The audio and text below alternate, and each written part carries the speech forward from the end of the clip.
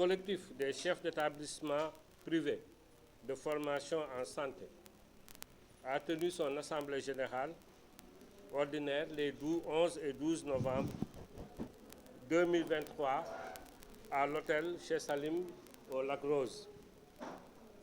Cette importante rencontre a permis d'évaluer les examens de certification 2022, le plan stratégique du COSEPS 2022-2025 et surtout de mettre en place une stratégie de riposte médiatique face à cette campagne de calomnie dont nos écoles sont victimes. C'est d'ailleurs la raison pour laquelle nous avons convoqué ce point de presse. En effet, depuis plus d'1 an, 2 ou 3 écoles passent tout leur temps à discréditer les autres écoles et à créer le doute dans l'esprit des parents et des étudiants. Ces écoles sont même allées jusqu'à dire que l'examen de certification nationale organisé par le ministère de la Santé est illégal. Nous tenons à porter à la connaissance des étudiants, des parents, des autorités, de l'opinion publique nationale et internationale les informations suivantes. 1. Toutes les écoles qui présentent des candidats au diplôme d'État, d'infirmiers, de sages-femmes et d'assistants infirmiers sont reconnues par le ministère de la Santé et de l'Action sociale. Le seul diplôme légal reconnu au Sénégal, pour le moment, est celui d'infirmier d'État, de sage-femme d'État et d'assistant infirmier d'État. L'examen de certification nationale organisé par le ministère de la Santé, suite à un arrêté du ministre et qui associe à cet examen-là les gouverneurs des régions, pratiquement, je peux dire,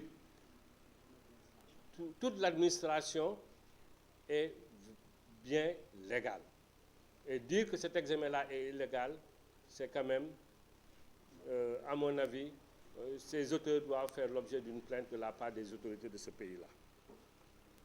Cet examen est légal également parce qu'il y a un décret, l'article 21 du décret 2018-850 qui permet d'organiser cet examen-là. L'habilitation institutionnelle et l'accréditation des programmes du ministère de l'Enseignement supérieur en ce qui concerne la santé ne doivent en aucun cas être une source d'anarchie pédagogique dans laquelle chaque école va délivrer ses diplômes. N'oubliez pas que nous sommes dans le domaine de la santé et on ne joue pas avec la santé des populations. Le COSEPS réitère sa position de principe.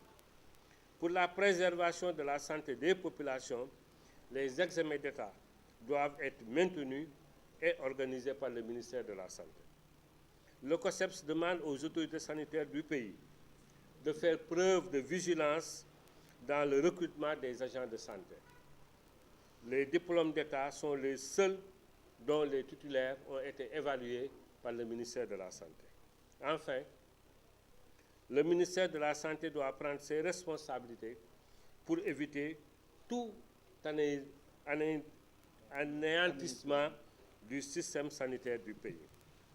Et enfin, nous avons rappelé qu'actuellement nos écoles font l'objet d'audit, ce que le COSEPS approuve parce que nous avons toujours demandé que nos écoles soient auditées. C'est pourquoi nous demandons à nos membres qui ont beaucoup investi, et je rappelle que les écoles de santé, les directeurs sont là, ne reçoivent aucune subvention de l'État. Et aujourd'hui, 90% des agents de santé que vous trouvez dans les structures hospitalières du pays sont formés par le privé. Vous avez vu la salle de pratique de Mouchedia avec les mannequins et tout ça, mais tout ça, c'est nos écoles qui les achètent. Tout ça, c'est les écoles qui font des pratiques, qui cherchent des moniteurs, etc. Hein? Donc, nous n'avons aucune subvention de l'État pour faire fonctionner nos écoles. C'est pourquoi nous demandons à tous nos membres d'accueillir ces auditeurs et de suivre leurs recommandations. L'audit ne doit en aucun cas être un prétexte pour fermer des écoles, mais plutôt une source de performance à travers les recommandations pertinentes. L'audit, parce que c'est une commande présidentielle, après les événements des enfants qui étaient décédés à Tivaouane, etc., le président avait demandé qu'on audite les écoles de formation.